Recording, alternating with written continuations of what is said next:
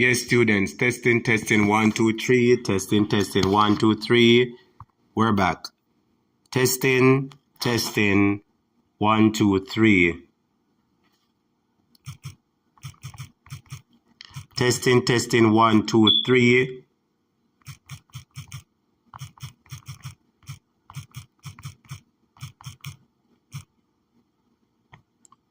Testing, testing, 1, 2, 3. Is this live clear now?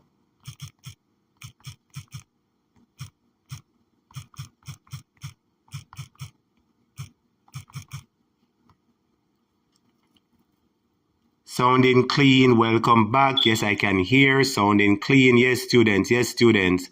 All right. Just like up the live as you come in. All right. As you come in at the class, just like up the live, students. As you come in at the class, just like up the live. All you have to do is you come in at the class, just like up the live. The head boy talk up the things them again. Apparently, it seems I don't know why we talk the things them feet cut out. But students, we're going to talk up the things them. Just like and share the live for we, please. Like and share the live. Like and share the live, all right? Please like and share up the live. Yes, man, students, we're back. We're back. Pat is back. Tasha is back. Delia, Mary, Sharon, Savage, M, Pat W. Everybody, take time, like and share up the live.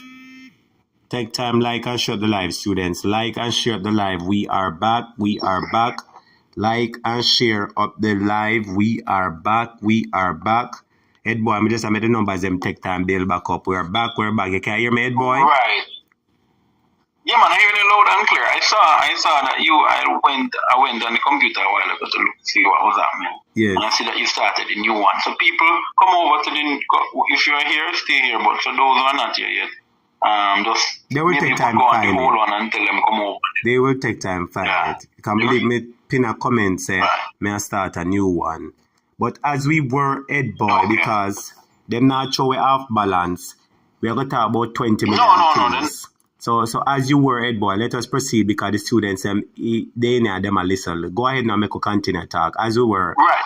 So I was saying that for the past year we have over 2,000 persons have gone missing. We don't hear nothing from the government. We don't hear nothing from the women in the cabinet because it's mostly women who have gone missing, by the way. Yes. Yeah. We realize that we have a fundamental problem, right? We saw a gruesome murder of a child, right? That was abducted from a school. We were assured by the then minister with our crocodile tears that they will be implementing CCTV cameras in all school. Yeah. You had June.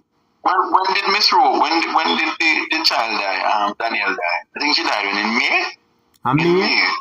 If I'm not mistaken. May, a little bit earlier than that. Why time flies so fast? I can't even tell you. Anybody remember what month the child died? Proceed, and somebody in the comments will tell you about one of them months there. Okay. So we had, but I'm certain that it was before the summer, before the school went on summer break. I'm certain about that. She couldn't be abducted from school if she was on summer break. A school get holiday when in a July or June? In July. June. We said June. They really said June. Yeah. Right? So I'm saying, okay, let's say, for argument's sake, we can't get the time, but let's say she was abducted in May. Mm-hmm. Right? We had June. We had July. We had August. And we're now at September. And we're having a same incident, a different incident, but in a same pattern. Right? Where the state see because THC, people don't understand THC and the brain and how everybody can manage it. So imagine these children can suffer permanent brain damage, and I want to repeat it so that the ordinary people can understand the onslaught that has happened to their children. The state, when Pitney they are school, are the state responsible for them. Yeah? If the state, you're within the care of the state. So imagine the effects, the side effects that this cannabis sweetie will have on these children. By the way, do you know that edibles is illegal in Jamaica? Those sweeties are called edibles. Yes, they are illegal because you need a license. The place where sell marijuana. Go ahead. Let me tell you, even in the license, right? A lot of the CLA, because as I tell you, I was in the initial stages of the ganja industry. I was a participant of it, right? Yes. What happened is that the CLA had always objected to byproducts of ganja, particularly because the thing is, you can't tell what in there, you can't tell what a man use to make the additives and the derivatives. So they were always an issue. I don't know if today the BSA, the BSJ, the Bureau of Standard has now changed their policy. But the Scientific Research Council and the BSA had that problem when we were there, where they said, look here, we're not going to deal with nothing that have to do with edibles, because you can't tell what a man going to use. You can't tell the amount that he's going to use, because there's no map, there's no roadmap in terms of that. Right? So that I believe I will have to look back at the legislation to ensure that this activity is actually legal. However, I know that bringing in the edibles, right, is illegal, is an illegal activity, because unless you were given an import permit by the CLA authorizes it. So if the CLA never authorizes this import coming in, the customs need to explain to the country how this got in and how it got in front of a school. So it is basically obvious to a lot of well-thinking Jamaicans that somebody turned a blind eye, or somebody deliberately allowed it to come through. And what we're trying to look at now is, are they able to say which date came through, who was a custom officer that was responsible? We're trying to see if we can pinpoint in a sense. Because we know that if it is the government of the day or the people associated close to it, that nothing will come of this.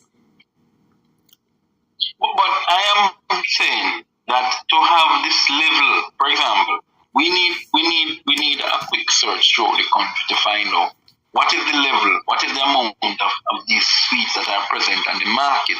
If it is that the amount that is present on the market, maybe say, would be like if when you used to have the availability of Buster and police button. What it means then is that the person who brought that in has the means to do so at that level.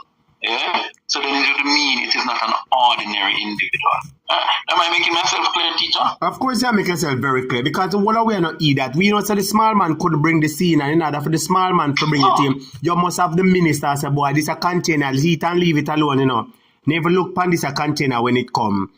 Or this a shipment, and when it come, you make sure it turn your eye left and right. You have said it. You have said it in more words than I would. But I tend sometimes to be a little diplomatic. Yes. But yes, the reality of it is, right, that it can be. No poor person can run. But remember now, we have seen actions, right? Actions of a son belonging to a particular minister. Who did I bring? Reject rice come to Jamaica. Reject rice.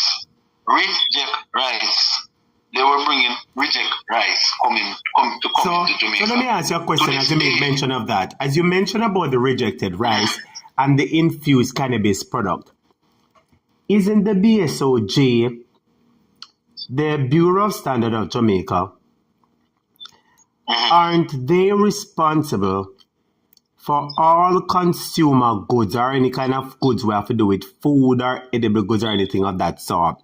Doesn't the BSOJ have a responsibility, or aren't they responsible for testing these food and making sure they're safe for the general population before they're being released? Let's say that a new product wants to come into the Jamaican market. Let's say me that war. I say me that Saint Trins then. No, when no name saying up, I'm just a call up a name. Me go say me that Saint Trins. And I want to bring in what you call this now? Apple chips. You understand? Me want put in apple chips, and me want bring apple chips in a Jamaica. You understand? And Jamaica no use the apple chips. Wouldn't the BSOJ be responsible for testing the product, or they don't have such vast amount of responsibility? Because I would be of the view that if a product is coming into the country... once you're coming in as a new product, a matter of fact, remember that the Bureau of Standard of Jamaica, the Bureau of Standard of Jamaica doesn't just only check edibles, meaning consumable items, food, or perishable. They don't just touch that, check that alone. The Bureau of Standard deals with the quality of blocks, the quality of gravel, the quality of sand. They have varying equipment and varying testing methods to test the output. So that's not just the only work they do. My issue with what is happening with the BSA, it seems to me that customs is not keeping the BSA, the Bureau of Standards in terms of up to date as to what is happening and what is coming in. But remember that the customs was taken from under the government of Jamaica's foot. Remember that customs is no longer a full-fledged entity of the government. Remember, it works for its own money. Yes. It is what you call an executive agency. Yeah? And I believe that was one of the biggest injustice carried out by Bruce Golding. Yeah? Remember, me mustn't the few comrades who might like Bruce didn't do all bad as people made him out to be, regardless of some of the issues with those. But the point is, right, when they allow the privatization of customs, the executive agency status of customs, what they did to the ordinary Jamaican people, right, was that because customs had salary scales, there were certain salary scales at customs for a long time, when it went executive agency, it now have to work to pay itself. So the high hefty fees that used to be charging you and I when we send something through customs in Jamaica, or when you're bringing in things, is because they have an executive agency status, and because they have these high salary.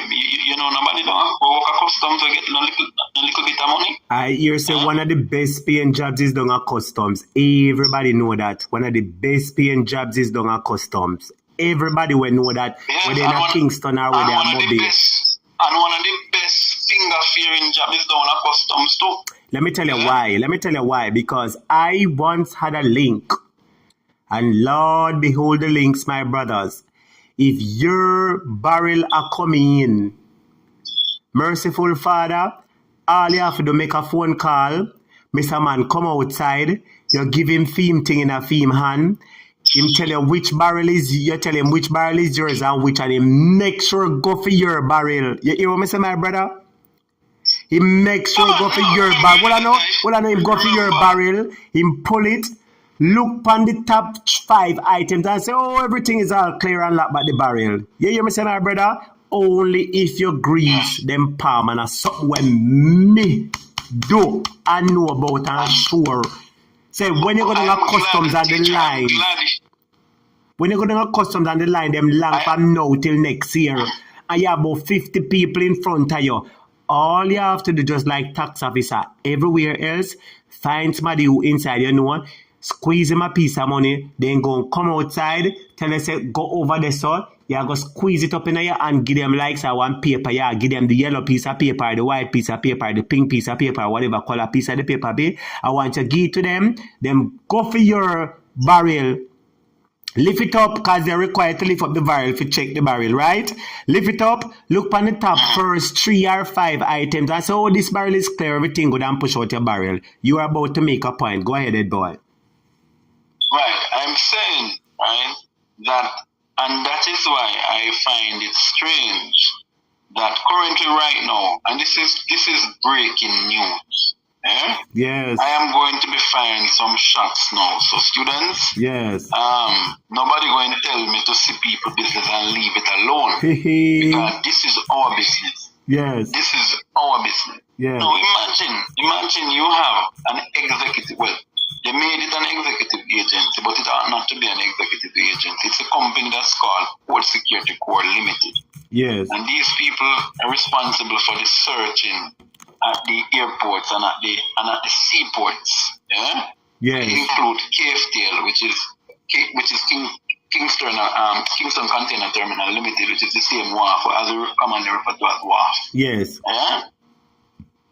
If you know the treatment that the officers and the supervisor get, right? First of all, in the salary negotiation with the government has said, the union has said to the government, why are you recognizing just the people who work within the office as civil servants?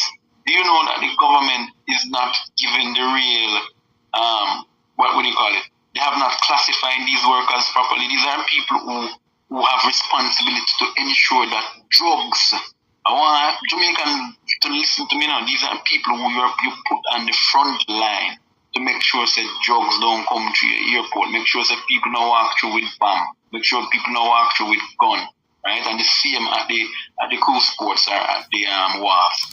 And if you know the salary that these people are getting, sometimes they work overtime and can't be paid their overtime money. Wow.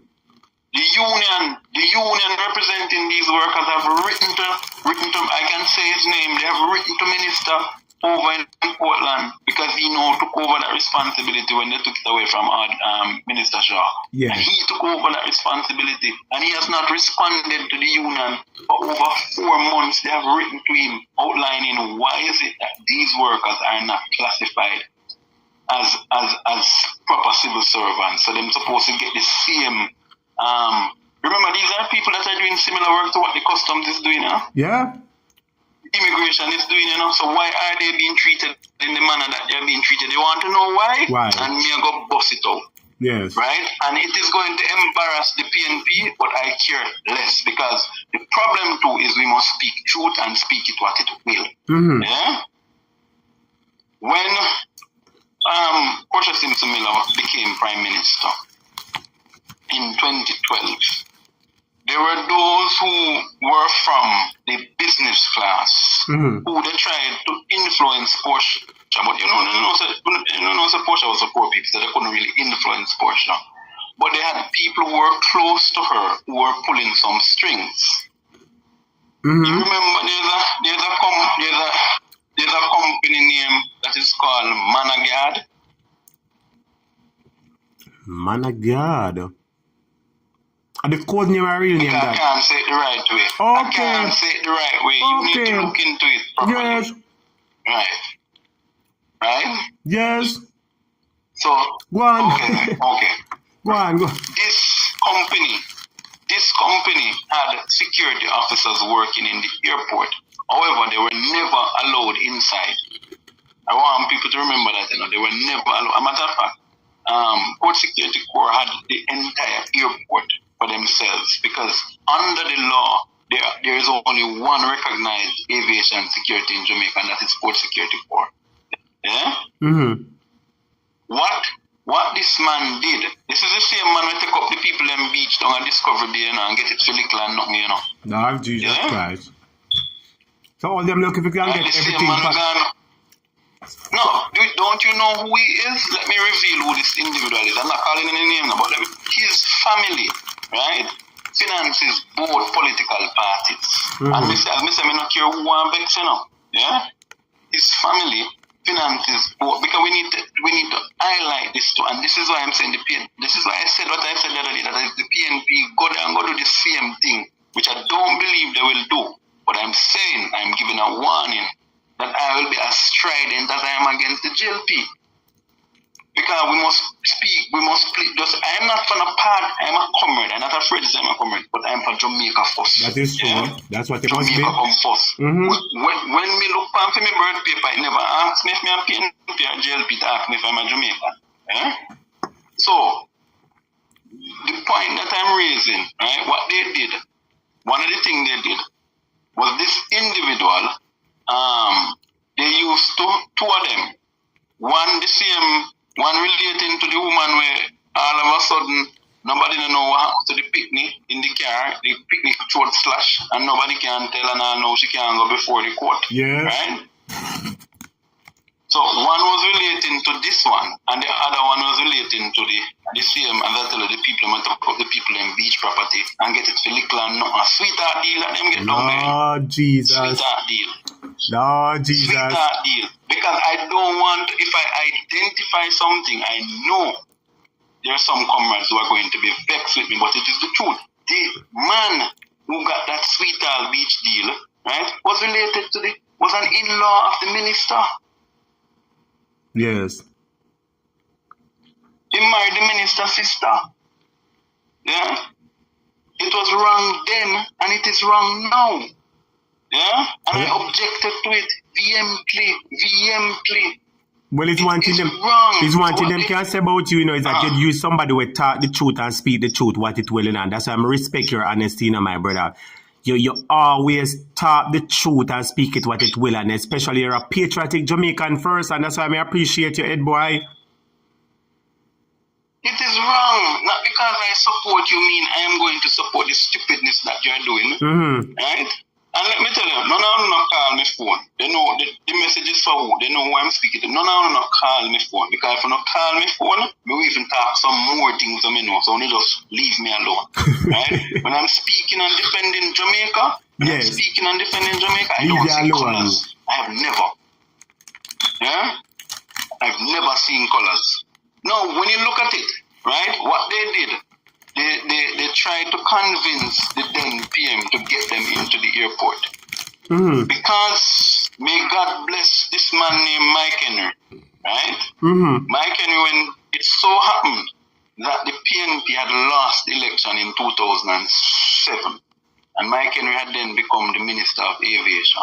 Mm-hmm. And Minister of Transport. Minister of Transport, right? They went to Mike Henry with the same deal, and Mike Henry tell them not over him dead body, right? Because Mike Henry, whilst he was opposition spokesman on transport for many years, he had interacted with the port security officers and saw how they treated him well, right? And Mike Henry defended those workers and made it and took the steps in law to protect them under the JCA Act. Right? Yeah. So I raised that point to show you how they tried to influence the then Prime Minister when he just came because of close connection. They didn't get away with that. Friend and company, they're still pushing.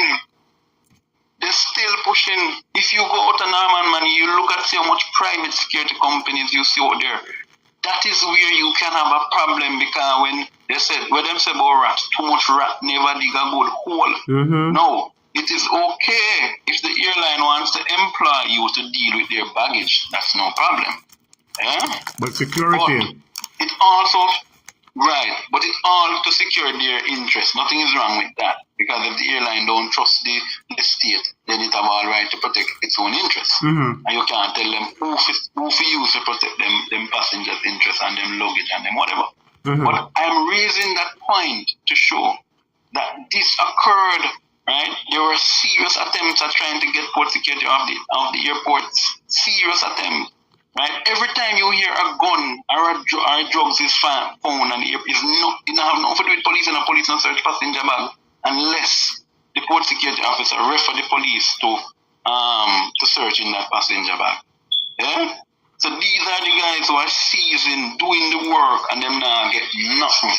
Yeah, but you have board members, right? Board members can left them and go farm rock up the first company. Yeah? Yes. Yeah. When there are issues happening, right? For example, every year the same set executive agency of government budgets for uniform over somewhere in the region of 60 and 50 million. But the officers who work for the government of Jamaica can't get uniform. But every year you're budgeting for uniform. So where that money gone? And I'm just going to ask, so where the money gone? May you're a bad feedback head down. No, yeah. Okay, you hearing me better now? Yeah, I'm hearing you better. I was hearing myself loud a while ago, but proceed. I asking, so which part the money gone? Well, we don't know if it take foot, hand, or yai. But at the end of the day, my challenge with it is that you can't be budgeting for uniform, right? Every year. And when somebody comes to you and tells you, I want a shirt, I want a pants, oh, we can't provide it. But you have it in the budget. You have it in the budget. Let me tell you, a lot of these executive agencies that need to be looked at, because remember, they still, if they're in trouble, is the government still have to bail them out. That is why they have the status executive agency. Yeah? Mm-hmm. So if they're in trouble, it is the government that will have to bail them out. So you can't have a level of no accountability where these companies where these executive agencies are concerned. Right. So I was moving to the beach matter because the beach matter is something that is very passionate for me. I mean, now rest up on this one. Yes. Yeah? When the deal in 2020, come on, I'm getting old now, boy. In 2014, right? Mm-hmm. Remember, in 2014, the discussion started around them taking the security man taking down the beach, taking the beach down in Discovery Bay. Yes. Yeah? What they call it again? Right? Remember that they took that beach. The least they got was $1 million Jamaican dollar. I want people to listen to this good, $1 million Jamaican dollar. Hold on.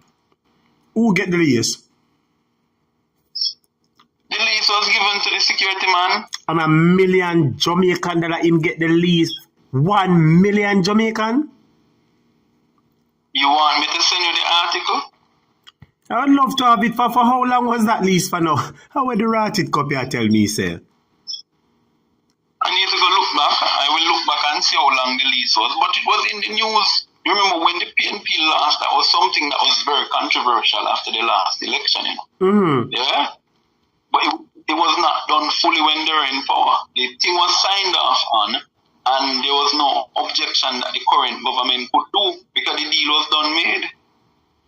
And as I said to you, that the individual who benefited from this deal is related to the then minister of the day.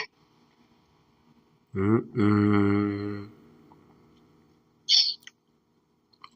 million for the lease. For how long the lease they go for? How long the lease was for $1 million? Teacher, you know I cannot speak to it. It's okay, in details, all right. Well out then. You're not talking about it. Leave it as it is. And bring it back again. Properly for you, yeah, and give you the full details. Details. But in most instances, leases don't last. Leases don't go under 10 years. In most instances, you know that. Yeah, because you were a legal assistant. Most lease now go under 10 years. So people want 20-year lease. 20 plus years. So let me ask you another question. Especially as a prime real estate property like that, them don't want it for just 10 years alone. Or with 10 years, but with the option to extend for another 10. Because you can get it for 10 years and they give you an option to extend for another 10. You understand? Yeah. Yeah. So let me ask a question. But I want them to know, that when the time comes, we will be leading a team to buck down the gate down there. Because the government, when the People's National Party wins, they must reverse that decision. And if they don't, remember the same way I am vocal against the Jamaica Labour Party for the nonsense that they're doing. That was a bad decision that was made by us when we were in government. And it's the truth. Yeah? And they don't like when I speak this way because I'm told, oh, you're sounding like a JLP. Yeah? You know what I would want to say to the PNP, my brother?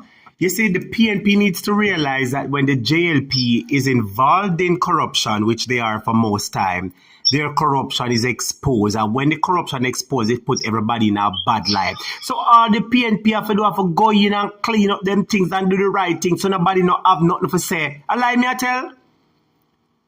No, not telling a lie. That's all them have to do, That's all them have to do. And they have an option from now. So when they go in, them better not make the said mistake like what these people are making because there will be a one-term government. If they don't, people cannot come out of this hardship and go have faith in the government. And when them take over, it will be the same. I expect better from the PNP. And I don't think them will go down that road at all. I expect, let me tell you, I won't put about it. You see, Mark Golin, and I tell the people. And you know Mark Golin have integrity. I had a discussion with somebody the other day, and they said, why are you supporting Mark Golin? I mean, because I am known as a hardened socialist, meaning I believe I hold no grounds in saying that I am unrepentant democratic socialist. I believe in socialism, I believe in the principles of socialism, and I believe what socialism stands for. Now, Mark Golin is perceived as a capitalist. But let me tell you something. A lot of the people in the PNP who say them as socialists, Mark Golin are more socialist than them. Because Mark has done more to help the poor and vulnerable Jamaicans than more of those who pretend to say them love poor people. Yeah? And so that is why I have confidence in him that when he is elected as the Prime Minister, this nonsense that occurred then, this error of our way, will never find itself in the future. Remember, I want to support a leader who have money, you know, who may know that work feet, you know. That is true. I don't know. And misappropriate it, and he never lie on no tax paper say him come here as a visitor for buying no land. When Mark was doing the businesses and they own DBJ and whatever, and when they were selling it to Scotia, they never write on no paper say them have visitor to no Jamaica. Yeah? Them write to them at Jamaica and pay the taxes them to the country. Them not try like other people and write to them as visitors. Remember this, I want people to know, Mark Golin speaks about the employer share ownership program. Employee share ownership program, which I believe is a powerful program if used properly. What happens is when companies start up, the employees can become shareholders in the company.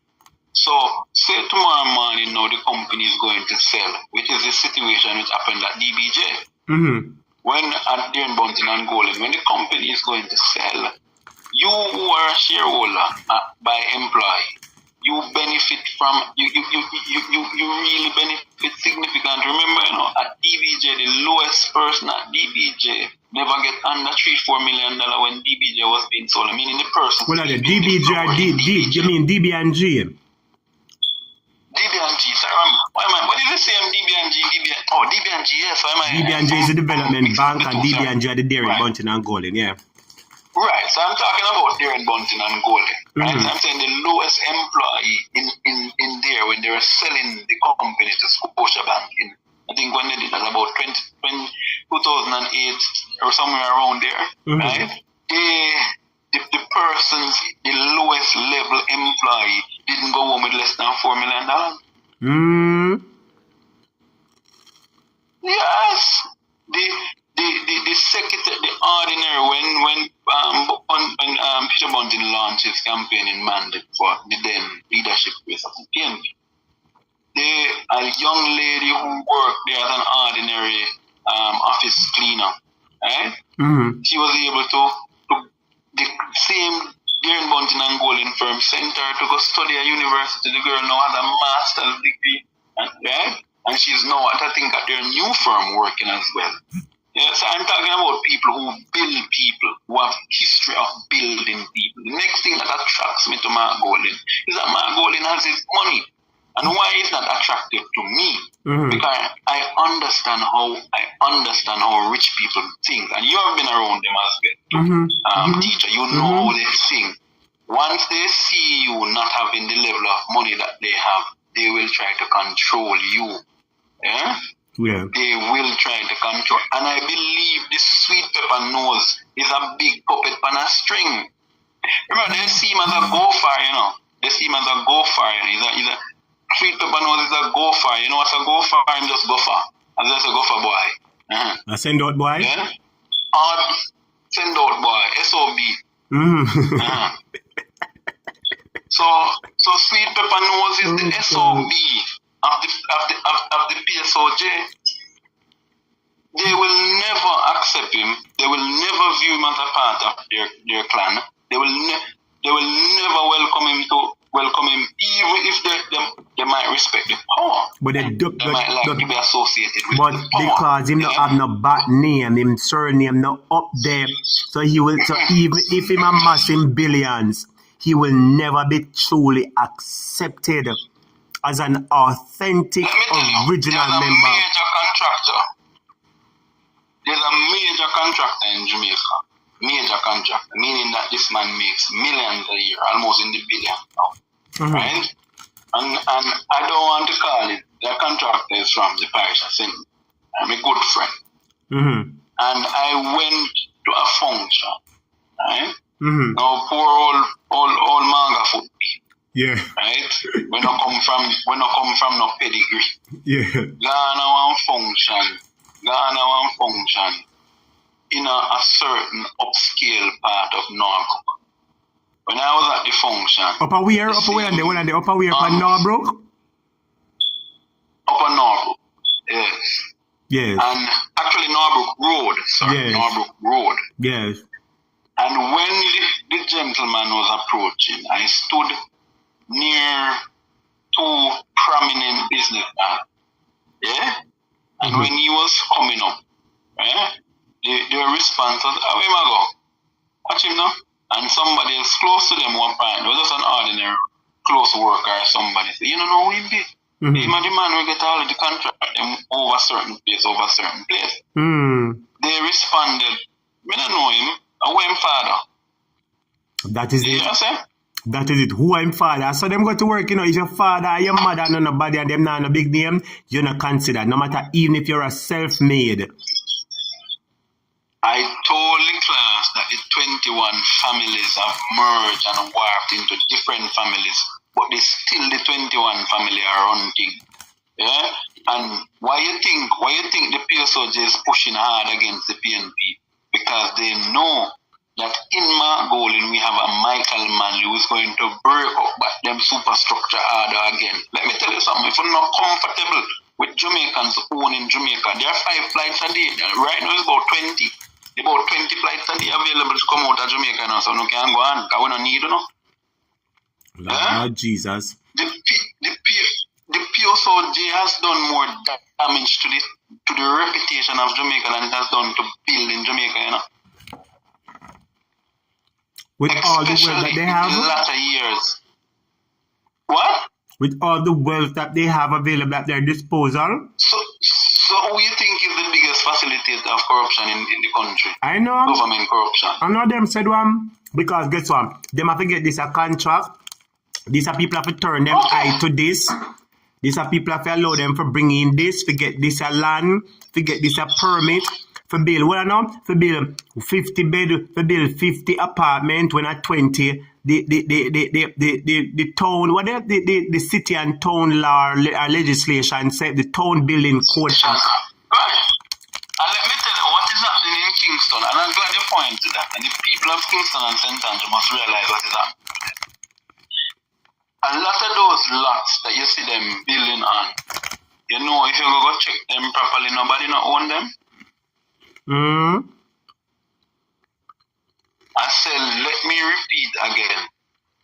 Or if somebody did own them, what they have is they have strategic friends sometime in certain member parliaments who befriend all the people in their constituency. I want Jamaica listen me now. I talk truth now.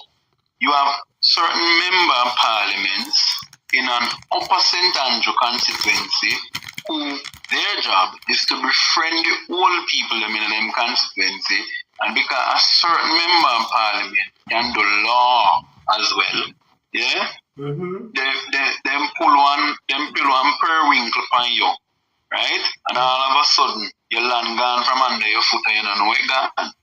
Yeah? I'm aware of that. Because repeat that, teacher. I said, I am aware of that. I am also aware that if them have them eyes by your land, them find all sort of ways and means for either force you to sell the land. Because I heard, let me give you an example. Off Manningsville Road, off Elizabeth Avenue, Red Hills Road, Lees, come up Lees, go round there, so. Come up Lees towards the gas station there, so the richest man, when he am ABC, BBB, Yes. During that vicinity there, I wonder if you realize there is a whole heap of skyscraper just start get up. So from what I what they have done is that they have outpriced the people of Kingston in their own communities. For example, when you show your real visionary leadership, and then cost PJ all they want, cost PJ. Right? The honorable or the most honorable PJ Patterson had his vision for the inclusion of people was a very good vision. Remember, so the whole of the place that we attack from Merle Grove go straight down, you know. It's PJ them do them development there along there, you know. Yeah. Some was done by Michael previously, like what you call the community like Zeddy Gardens was done in Michael time, and also the other one, and it's just slipping my mouth. I know you're talking about. I go along the corridor there, man. I'm very familiar with the corridor because that is my starting ground. Right, and so you know a lot of those communities were built by the PNP. Yes. Right. And they were built in such a way that people, the ordinary people who were living there, even some people were living down by the river and could have gone up there and afford to hold the land and then take them time and build them place. Yeah? And then be seen as somebody, because that was one way how the PNP helped to elevate the ordinary Jamaican from the poorer class into the middle class, which is no more, which is being them landowners. Thank you very much. Only own wealth when you own land. I keep on saying that every time I speak on this program, you know. Thank you very much, God. Land is power. Land is a tool for generational wealth. Yes. Yeah.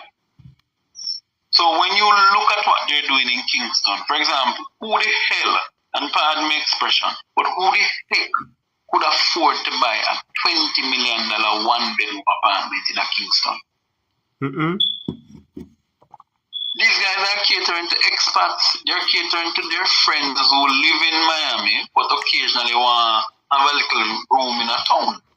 Let me ask you that question. You know, sir, because I was very integral in some part of them sitting there in a master cause the liar. When I work with master, the first part of it, a real estate, believe me, when I tell us I know about the property, them and I don't have stamp office and titles office.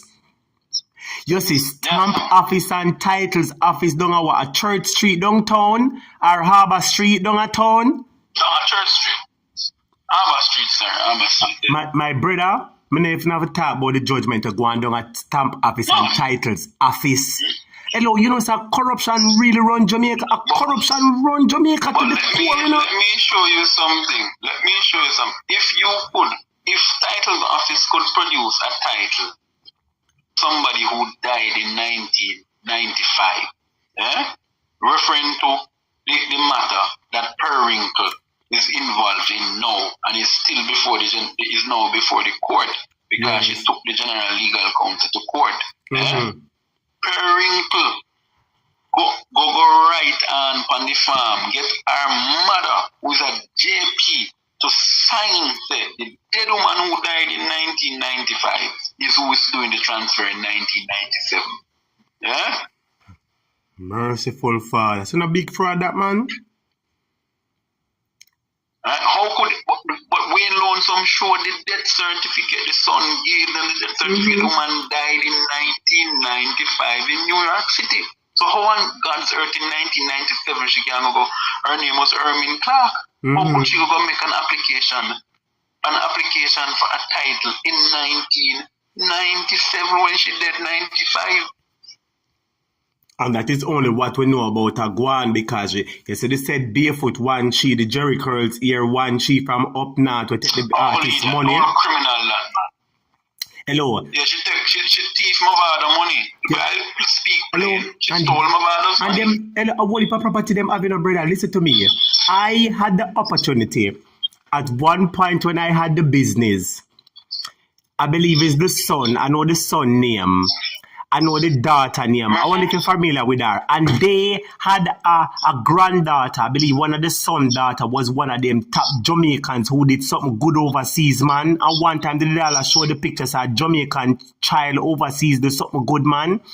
I don't remember if they was one of the must have one of the top grade the child get. But anyway, master, them about 4 property. Me personally know where them have one up a Barbican Road when you pass the New Sovereign and pass Burger King and That's go up. That's the family. That's the family home. That's the family home. That's their main place of abode. Yeah. What, them have one that one of the half Hope Road there, so near to Campion College. Once you turn, go in, them have one big townhouse. Lord Jesus. And no one. You see even behind there? Yes. You see even behind there? I remember, until I grew up. So before Sagicor Bank went there, right? It was the what do you call the medical thing again? We had the medical thing. What's that?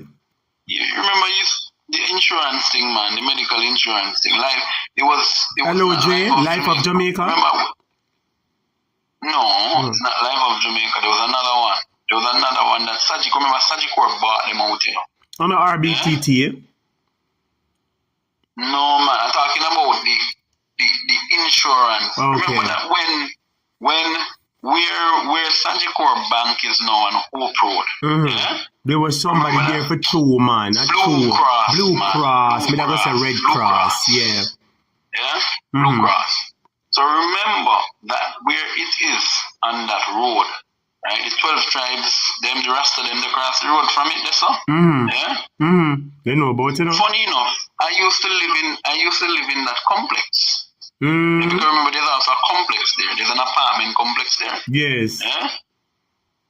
There's an apartment. When my father sold his home, we moved from up on the hill, living in Belvedere, and we moved to a more comfortable a very uncomfortable 2-bed apartment. Yes. As it were. But I can tell you that what was happening along that road, because that road is called Cleveland Avenue. Cleveland. Correct. It leads you right back to go to where the back of Sweet Pepper Nose resident. I'm supposed to live, but him not live. Yeah, that's the golden triangle there, so. Right. On that road, on the said road, right, there is a then under Golden, he was a then senator. Now he's no senator. Right? He used to live on that road. And let me tell you what used to happen on that road. Even on the road, the caveats, there are a lot of caveats, and I know you understand the legal term. Right? But there are a lot of caveats in terms of the properties on that road. Yes. You know, so a lot of them house there, you know, so except for the apartments that were built way in the 70s, 80s, you know, so everything else down there not supposed to go up too far up in the air. I know because that geographical area, I believe you see. All right, let me draw another analogy here. You remember that the former general manager, the Indian lady of a television and radio station, came out and was protesting, say, oh, big nose, I turned them covenant up a Beverly Hills from single family to multi-family dwelling. Right.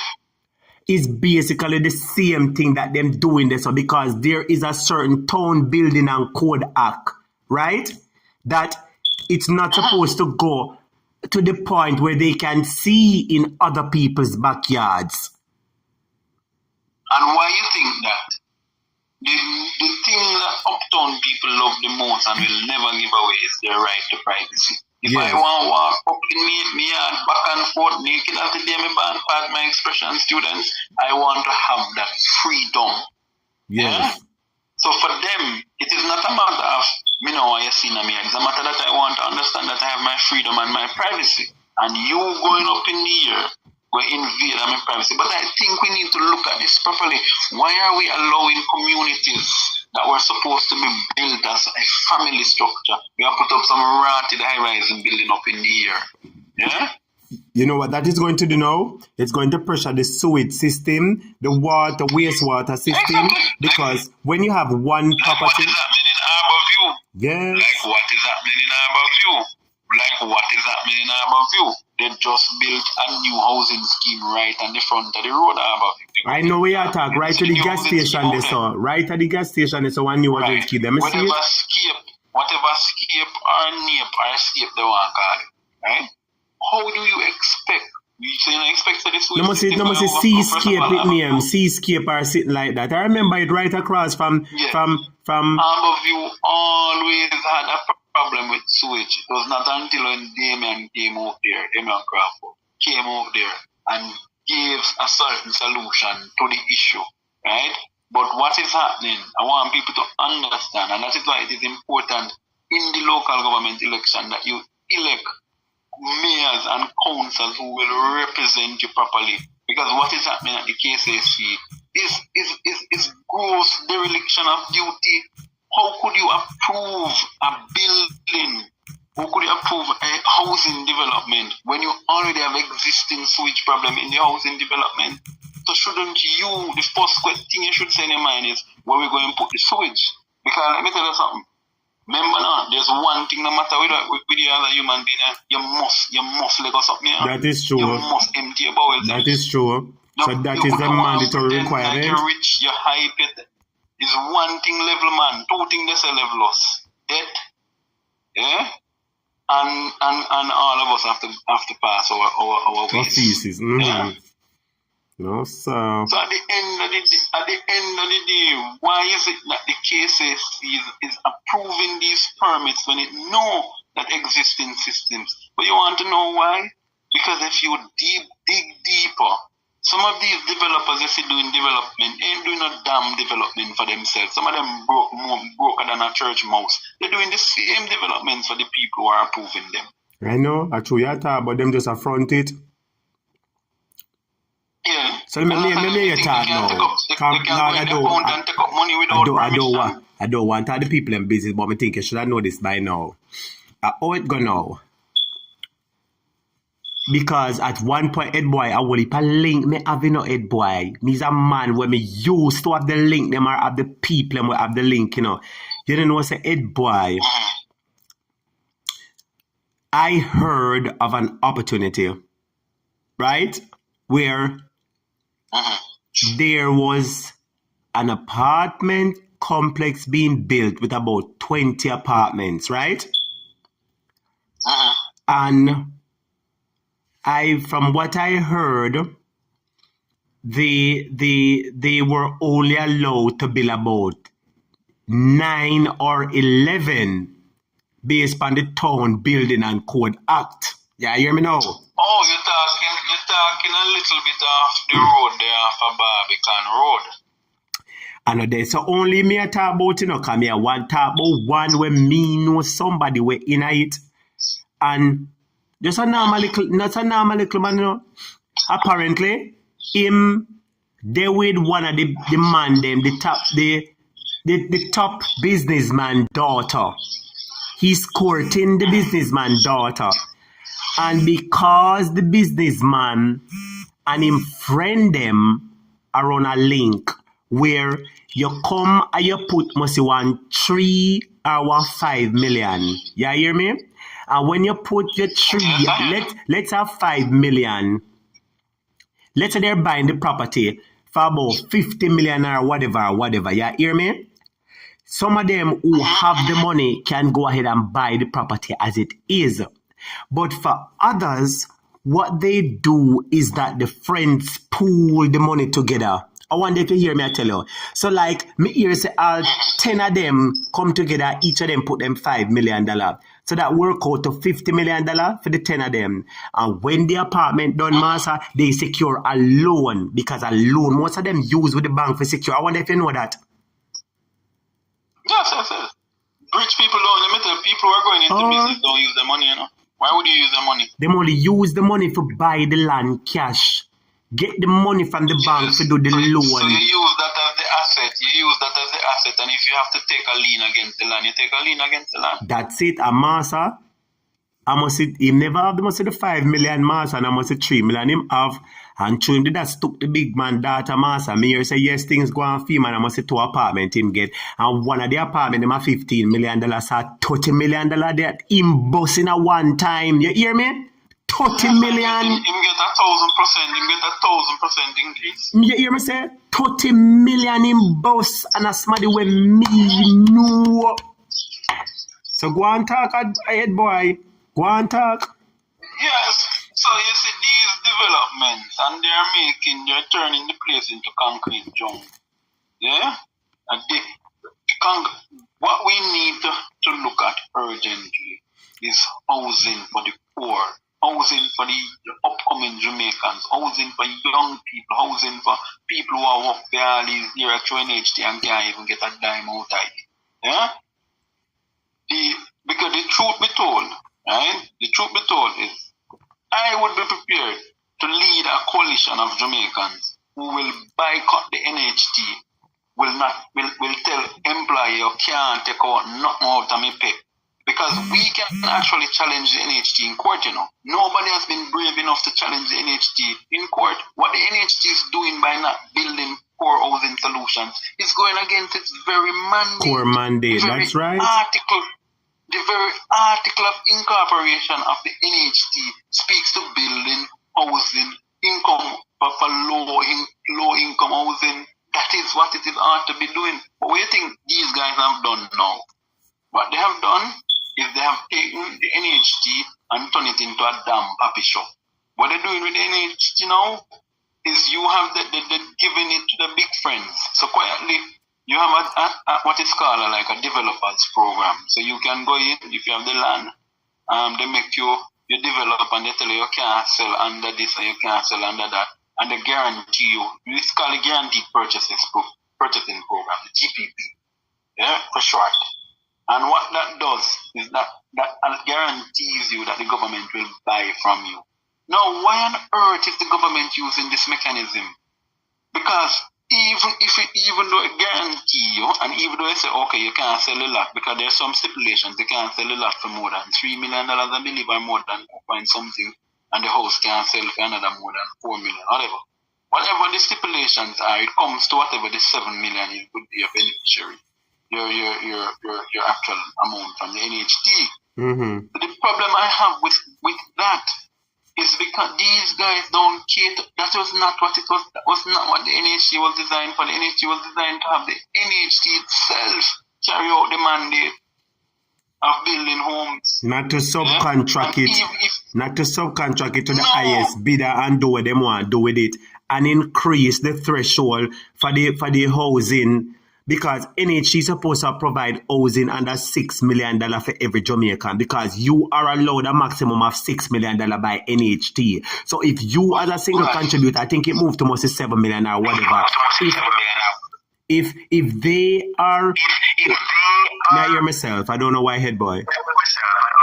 No, you hearing me now? All right, yes. Sometimes the phone echoes, I don't know. If they are approving the average Jamaican for a loan of approximately $6 million, why is it that the NHT doesn't go on a major housing drive to acquire? As I said, lands are already there, and they've already identified them.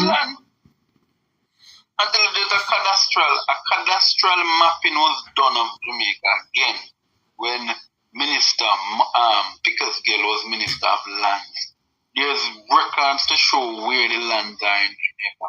But they don't want to be, I keep on telling people, it is not the GLP's mission and objective for poor Jamaicans to be a part of the ownership. First of all, they don't want you to learn, and they don't want you to own.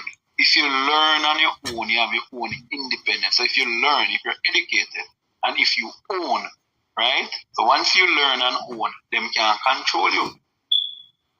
Once you learn, you will automatically want to own. And if you own but you don't learn, them can't control you. So either way, it, you know, but as I'm saying, it is most of the responsibility of the government, but you know, there has to be some private clue, because if the so the PSOJ could have stepped up on this and decided, say, boy, Jamaicans as the PSOJ who love the people of Jamaica for purchasing our goods and all these services for over the years. We want to spearhead a project to provide affordable housing, just like what one of the man them do. You remember one of the man, the battalion, yes. Come over Portmore and all kind of something. Let me tell you, we give them credit. We give credit where credit is due. Okay. The Matalands, let me tell you, I don't care what nobody wants to say about the Matalands have contributed immensely to the country. These people don't have nothing against black people. Yeah? I have interacted with the Matalands. I can tell you they're very nice folks. Yes. The Mahfouds are the same. The Mahfouds, the people who, remember his Mahfoud father started Food for the Poor, you know. That is true. Yeah? That is these true. These are good people. The enemy, let me tell you, when you interact with these people, genuinely some of the times they want to help. But here the challenge that some of these people face, right? Even though you want to help, here's the challenge for them, right? The reality of it is we must always understand a capitalist will always think like a capitalist. He's always going to think of what is in it for me. By him, yeah. Yeah? So if the government doesn't make it attractive for these people who have capital to invest into building low-income housing, then what the point of it is? That is true. You have to make it attractive. You have to give them some tax incentive. You have to give them some tax incentive. Some tax holiday. Business people don't do charity. They're in business for a profit, and anytime you're a businessman and you're in business for charity, then you're going to find out what broke life means. That's true. I must remember that I'm a socialist. I'm not advocating for no business. I believe my model would be that I'd want to have social entrepreneurship, which is I am a businessman, but I want to produce good results. So if I have millions, I want to invest into low-income housing. Yeah? But that is some of this stuff. Why can't we even have like how they did for the highway? Remember they started this IPO for the highway? Yeah? Why can't we have a IPO for housing in Jamaica? Yeah? It's a very good idea that, you know, it's obvious that the people of the day don't want it to happen. So that's why everybody have to try to get wealth on their own. That is why everybody have to try all kind of way and pull all kind of string and do all kind of something. Because at the end of the day, if you have a government where everything you do, them fight you down. Tell the truth now, they don't make it easier for you. Everything you do, them fight you down. What do you expect people will do? People have to live, people have to eat. I can tell you who this government don't fight down, do you know? One thing in the Anaconda squad. Yes. Yeah? You good. You good. There's a one. You see this one too, and this is my final shot. I want to tell the one where they just send it. We talk like when them have hot dumpling in we talk like him have hot dumpling in and we attack upscotch. Upscotch where you throw the sitting on the ground and jump over it. Upscotch. Oh well, that is what is happening. A lot of he has been thrown many a times and been jumped over. Hey. I'm sorry. Short neck. So short neck. Remember, you know, that short neck has been very lonely in government. And so, because a lot of them ostracize short neck, because they say my informer. Yes. Yeah? I'm telling people the real attacking play now. Because sometimes I believe we can, when the level a discussion cause, you know, we can. So let me ask you a question. So even though he has been welcome, he not get the full right and a fellowship yet? No, because them not play with him, because everybody knows a shark neck bringing upscotch to come beat the second spy. Yes. You think they respect him? That's why he's trying to fire shots. Shark neck, I mean, upscotch, you can't even compare yourself to Dana Scott Matley. You have never and will never attain the level of political relevance that Dana Scott Matley has. By the way, Matley sit on a good table. Her husband is the uncle of Maya Matley.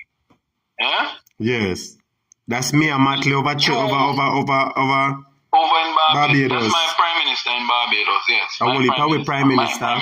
Wolipa with prime minister and a fair one alone. So you will never attain the relevance that that Comrade Dana Scott Matley have. And you know what hurt me the most? The man who control this loudmouth one. And that is Sharpneck control him, you know. Right? Sharpneck and Dana Scott Matley are from the same era in Clarendon, you know. But it's bad mind, Sharpneck, bad mind. Because Sharpneck is worried. He felt that, so that's why him give Scott to go fire a shot, because he's hearing rumors that there was a possibility of Miss Matley going down there to run against him. When Matley run against Mike Henry in 1980, Matley had won the seat, you know. But because of fear of violence, Dana Scott Matley gave up the seat. This is the principal woman you are dealing with. She beat, she not afraid. So all this is Sharpneck attack. He must think say, I would tell him, go down in Clarendon and go say that. And Portia would say, come outside, come say that. Because if him think him bad, make him go in North Central Clarendon, it's supposed to be a GLP place, go say it. The same GLP them would have run him. Yeah? This lady has done has done so much for the constituency. But I think it's a plan. Yeah? It's a plan to attack her because they know they are weak. Yeah? And they are afraid, fearful that she will go in there and campaign. Remember now, she on her side, on her mother's side, no, actually her father's side, right? She has no relation to Sharpneck, but on her mother's side, Sharpneck has relation to her. So if she go down there, go run, she take back all of those votes from Sharpneck. So I want people to understand why they're attacking the woman. And that's why I want her double up and fix them business for sure. You say you trouble water, mine you buy it more than you can chew. That is what I'd love for them put her down there for she fix them business. No man, Dr. Dixon is going to run, but I believe she's going to go down there to campaign with him. Okay. And I want to tell you, Comrade Scott Matley, that you have my support, and I would put on my vote, because by the way, that is the constituency I vote in, you know. Yeah. That's where your vote That's where my vote is. Because I worked extensively in the Clarendon area, and I decided at the time, why am I working politically in Clarendon and I have to vote somewhere else? Yes. So I lived there, spent a lot of time in Clarendon as well. Yeah? So people don't understand. I have had a rich history and rich connection with Clarendon. So when me hear the little, because even the one way up there, say him run up there, you know. Nobody don't want to see me, you know. Cool, man, them tired of you. And I'm not saying this because I don't support the gentleman. I'm telling you what the realities are on the ground. Labor rights have called me. People who I campaign against. People who me cuss them and them cuss me. Because you know that's how intense the campaign is. When it's campaigning time, it's different though, you know. You wouldn't believe it's me, you know. Yes. Yeah? We cuss. But one thing with me, we can cuss, but we must have our friendship. At the end of the day, politics is not supposed to come between us. Yeah? Yes, that is right. A lot of them have said to me, they would have preferred if Colonel Charles Jr. had gotten the seat, because they realize that Colonel Charles Jr. is a man who can get things done. They regret the day when they said they don't want no more Charles. That's how Sharpneck get the seat, and he was the one who started the rumor in there. I'm thinking he was the one because he's very good at starting rumors. Yes, man, he's very good at starting rumors. Yeah, man, he's very good at. You know, hear Andre talk about him. Mama Lashy. Mama Lashy, that man. I'm telling you, it's Mama Lashy. You hear Andre say him said one kind of dual kind of something and pull Andre from the people and from the leadership of the green people. You never hear Andre talk about it when him do him or them put picture and dual kind of something. I can tell you what I know for a fact, because I'm not just coming up, I'm just come around politics. He was nowhere near wholeness when wholeness was going through his troubles and trials. For the few part, wholeness had asked him to Sweet Pepper Nose had asked him to register in his constituency. So when I looked at the 2016 voters list of West Central St. Andrew, yeah? And you look in a division them called the Seavright Yard Division. That a Seaview Garden, so off Spanish Town Road. No. Seavright is different from Seaview. Which part Seavright again? Seaview is in Western St. Andrew. Seavright takes Achoo, shut up. like Seaward Drive. Seaward Drive. May I tell you, Waltham Park. I saw a map with it the other day. I saw a map with it for true, my brother. St. Jude's. Bay Farm Road. Is also a part of it as well. Bay Farm Road. Bay Farm Road. Down a Samarkand. Yes, yeah? I know about them place there. Yes, I saw it for sure. But when you go, once you go over the light, once you're going into what they call over there, Jewsland. Jewsland now is not in the Jewsland is considered they call Jewsland. I think it's Jewsland they call Jewsland division. I forget the division they call it. Right?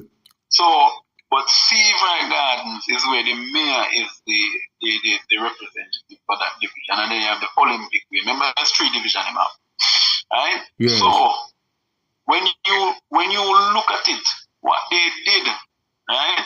How could you have somebody, right, who named Shartneck on the voters list, and a Clarendon him saying come from? If you come from Clarendon, why weren't you voting in Clarendon? So let me ask, Walla, you just give me an idea. But wait to what's it not, Claude? Could it be that is what they have been doing to the shocking vibes why cannot win? Could it be that them keep on put who them want to put on the link? People. Let me tell you, I said something to you the other night, and this is, I'm not going to stay long. I have 5 more minutes with you because I have to get up early tomorrow. Let me say this to you. That this has been the modus operandi of the Jamaica Labour Party for a long time. Let me remind people, in 1960, we had, let's give us our elections, we had 1955, when Norman Manley became premier. Who was the representative for West Kingston? I don't know. Dudley Thompson. Dudley Thompson. Dudley Thompson, okay. Thompson. I'm giving you the political history. Yes. You know, I'm a student of history. Yes. In 1966, do you know that there was a state of emergency that was declared in West Kingston? First time in the history of Jamaica, a state of emergency has been declared for violence. 1966. Yeah?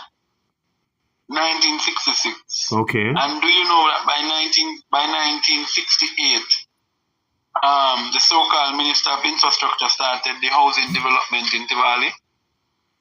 Yeah? That is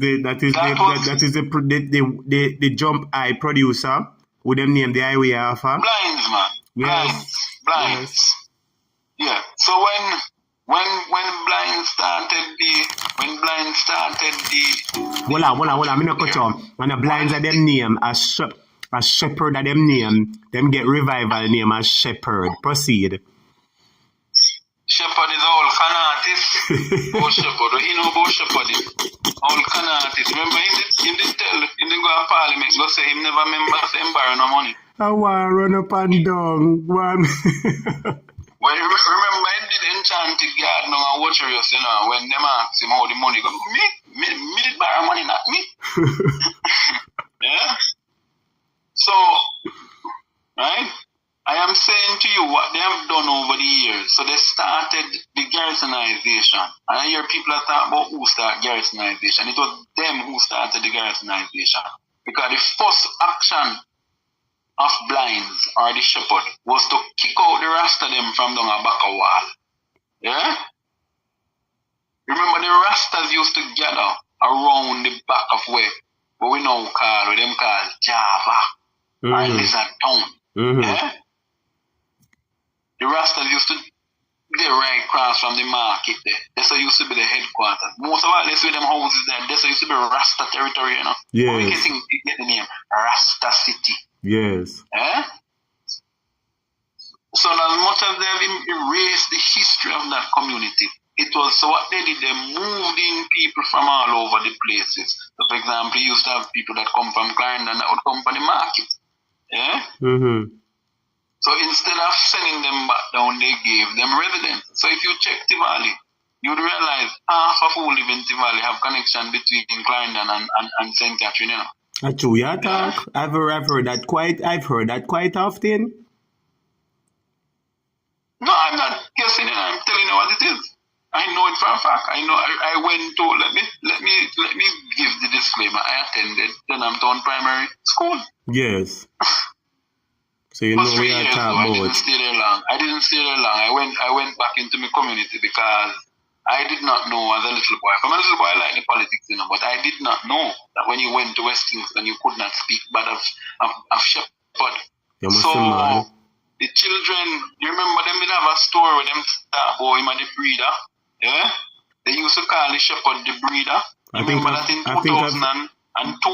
I've heard that term before. I've heard that term. Remember, he had the last daughter a little bit around that time.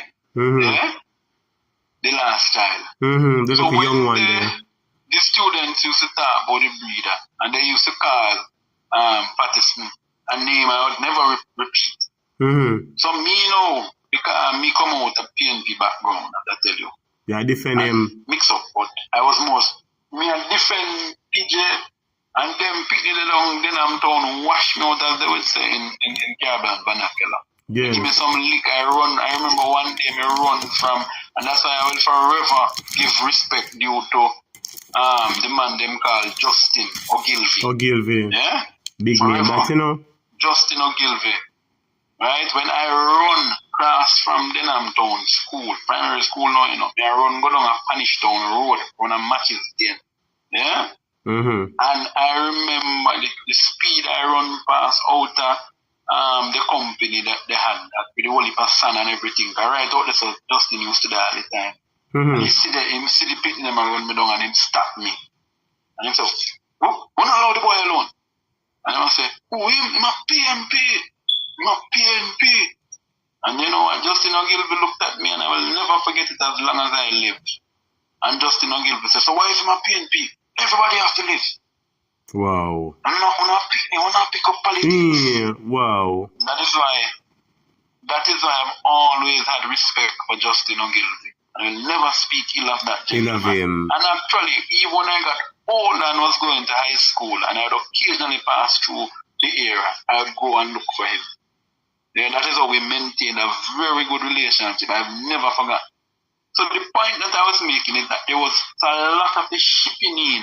The same, remember, point out the same thing was done in St. Anne, where they bring in the whole heap of Panishtown people in St. Anne. Mm-hmm. When they come down to sell, they not send them back up. Mm-hmm. That's how they got the seat. Remember, Nancy St. Anne was a strong PNP seat, you know. Wow. Yeah? So the JLP has been doing that model for a long time. But hasn't the PNP, they did the very same thing in Portland. Hasn't the PNP catch on? Haven't they mitigated the race? Haven't they replicated the idea to fight fire with fire, if that's the case? Yeah, the problem that I have, like the breeder once said. And I've been saying this for a long time, and here's the problem that I have. The JLP is not stupid. As they say, we say stupid, but they say stupid here. So the JLP is not stupid. Mm-hmm. So the JLP would not make it too obvious for you to see what they're doing. So what they do, a lot of these people who come into the constituencies to vote, these are first time voters, meaning they have never registered before to vote. Yeah? Mm-hmm. So it will not look obvious to you if you see new time voters coming in. When it would look obvious to you is when they are transferred, and in most instances them do not transfer. They make sure they find them. So for example, me in Tivoli, I win Tivoli by 3,000 and 4,000 every year. You say, yeah, you over Central Kingston a week, which is what they did do. A lot of the numbers from West Kingston was moved to Central Kingston. To make Mr. Man there, to make their turn him win the seat. To make Mr. Man win. Yeah, so what they do, they put you over and then give you the number to strengthen you up. Right? And in most instances it's not transfers, it's new voters. So it will not look obvious. The other thing though that the PNP must be wary of, and I also have always warned some people who are very close to me in the politics, is your scrutineers. right? So what is a scrutineer? When the EOJ comes to register you to vote, and they come to check where you live to find out, say, okay, murder say him live a Barigi gas station, or Richie B, sorry, gas station. They come and they check. So the GLP scrutineer is there, the PNP scrutineer. By scrutineer, we mean the person who just verify, say, yeah, Joe Brown lived there for the party. Yes. What the GLP has been doing in most instances, when you do scrutiny, you get per head from the EOJ. So if you register 10,000 people for the month, you get a certain amount per the head, right? So you get per head. So if it's $100 and you register 10,000 person for the month, I'm just using that as a number. You know that it was 100 times 10, me not good, but that's supposed to be 100,000. That's all. So what these scrutineers have been doing, right, in an attempt to make the money fast, they have been tricked by the GLP scrutineers. So some of them just signing off on the paper and don't even know who they're signing off on because they want to collect the per head. They've always said to candidates who are going. Okay, so instead of doing them checks and balance, them just do a quick sweep through, tick, tick, tick. Yeah, because you're going to get the per head. So I've always said to people, if you're going to appoint a scrutineer, pay the scrutineer. That's what the GLP does. The GLP pay their scrutineer, pay your scrutineer. So that at the end, because this is somebody you must trust. Remember now, is this person, the scrutineer is who determine who can vote. Because if I object to you, right? So you know, live at the address in most there. instances, and say no live there. In most instances, when people object, they will have what is called electoral meeting, right? So where the presiding officer for the returning officer for the constituency will come and meet with you and highlight what the issues were. In most instances, if you use the objection system properly when people trying to move new voters in fire, they won't come back. They won't come back because they will be fearful to stand up to the scrutiny. Yeah? Wow. So you have to use that. So there's a lot of tricks. Remember the lady they called Andre and explained to Andre and I listened to her. I know. And I said, look at some of these things that I've been warning people about. But the lady talk about all the spirit of the people over Maypen coming at the polling station. Yeah. No, but they've always, let me tell you, they've always been good at it. They've always been good at it. Do you know, even I told you about that in even St. Mary. How you think even the man we have the seat in another bay have it now? There are a lot of people who were brought in from over in West Rural St. Andrews to come and vote. I am aware of that. Yeah? So they are doing it across the island. Wow. But the weakness for them, the challenge that they're going to have this time around, is they could even bring the whole parish. It will not help them because the people are not with them. Anyway, students, I want to thank you for listening to me. And I hope that you will have a very good night. And I hope you too as well, teacher, because I have a very hectic day ahead of me in terms of work and so forth. Well, all right, Ed boy. Thank you so much as usual. This has been another hot night from the competition coming right down the class. Just a go on a roller coaster. You understand? Oh, forgive me. Let me congratulate the competition. The person DRX, contestant number 9. DRX. Contestant number 9. I know it's DRX win, and I know the third person was it David? Oral. The first place winner is number 9, DRX. Second place winner is number 3, Elva. And third place winner is DRX. Right. It's Oral. Because I was listening, but I stepped away from the computer when you were doing the part there. So I want to congratulate them. And I want to tell them all the best. And you are now ambassadors of Jamaica Hot Topic. So fly the flag high. And we know you will do us proud. So all the best to you students, and you have a very productive rest of your night. To those who are in the UK, good morning. To those who are in Jamaica, good night. And those in the US, good morning. All right, head boy. Thanks so much as usual. Big up yourself and take care. And as usual, another scorching night. Big up yourself, head boy. We'll talk to you tomorrow, all right? And all I have to say, my final shot, right? That loud mouth, chink and dog flea. No, today, because this was something I was supposed to raise with you. We're talking all the way and going all the way. Dog, chink and flea. We know why you have the hatred against. We know why you hate the Integrity Commission. Because the Integrity Commission come like one shadow. But everywhere you go, it will follow you. Because in 2010, there was a report that was given by the then Contractor General. Remember, Greg Christie was the Contractor General? And it highlighted that chink and dog flea benefited from contracts in terms of construction within his constituency. So that is not nothing new. Based on how them operate, you can expect some money around and them not involved. Let me ask you a question now. No, teacher, I don't think you realize. I'm not talking about anything being new. I'm talking about where the hatred is coming from. Yes, I understand. It has to be. Any normal person would realize that in order for he was investigated, and his response to the then Contractor General was you are a zealot fool. Well, he said you are a zealous fool. Yeah, that's how he referred to the Contractor General then, because the Contractor General found information to show. Now somebody asked me today, but why would the Contractor General is somebody, and I said it to the person. But the Contractor General is somebody in a business that they're PG or no P. That's you right. Prosecute them and deal with them in whatever way, and that's why we respect him. But what the person touched me on my shoulder and said, you forget that is the government, it is the current Jamaica Labour Party that went back for the Contractor General to come back and to form the Integrity Commission. They appointed him in the post, you know.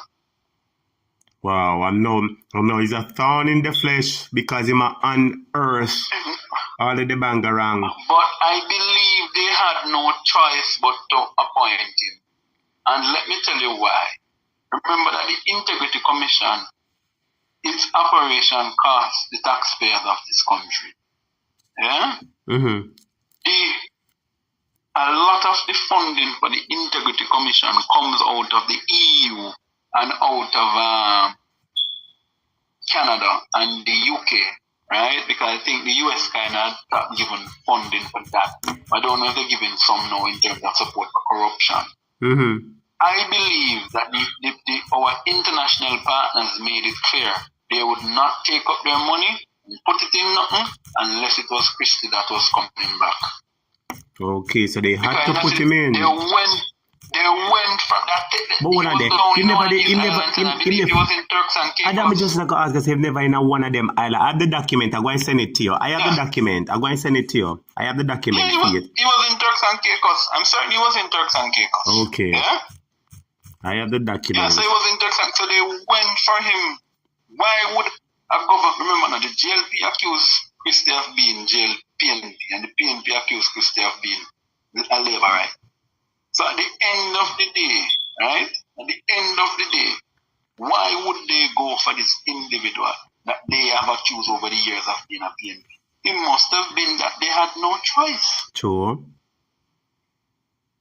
They would have fully bored with a puppet.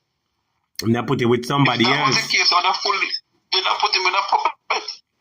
Yeah? But it's that no, apparently the puppet master told them that in order for them to play, they had to elect him as the head. And to gain and receive whatever benefit, grants, fund, anything whatsoever. And that is why it is. But, head boy. Anyway, teacher, that was my final shot. So you, chink and dog flea, you can continue. Because see your Waterloo not the far. And let me tell you, Waterloo not the Trafalgar, you know.